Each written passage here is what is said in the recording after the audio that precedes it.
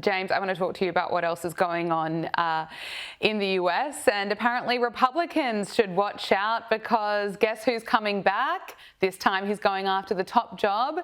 The failed vice presidential candidate, Tim Walz. Yes, he's considering running for president in 2028. The 60-year-old Minnesota governor didn't rule out the idea of running when he was pressed by The New Yorker. He said, if I think I could offer something, I would certainly consider that. He said if the circumstances are right and he has the right skill set for the moment, he'll then do it.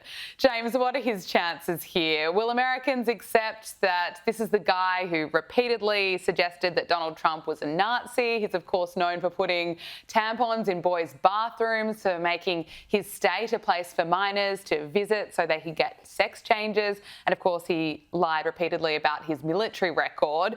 Does Tim Walz, does he have a chance? Is he really the Democrats' best shot? I think Tim Walz is the best possible candidate to have in 2028 if you are a Republican, because they will win in an absolute landslide. I cannot even believe that this man is in the conversation for 2028. And it's a really damning indictment on the party when we are having to recycle these 2024 has-beens and somehow put them forward as if they're this fresh new candidate who are going to be able to take on whoever replaces Trump in that election. I think it's appalling. And let's not forget how Tim Walz got in this position in the first place.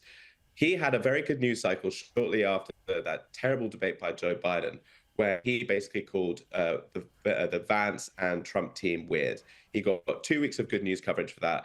And then Kamala Harris, in her infinite wisdom, thought, this is my guy, this is my candidate, he has to be my VP.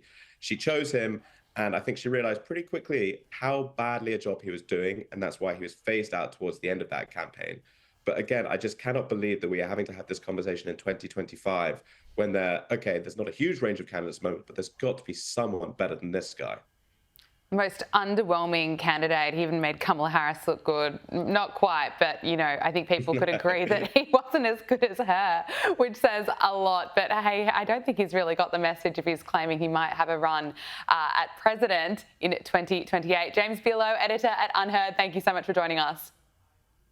Thanks, Gabby.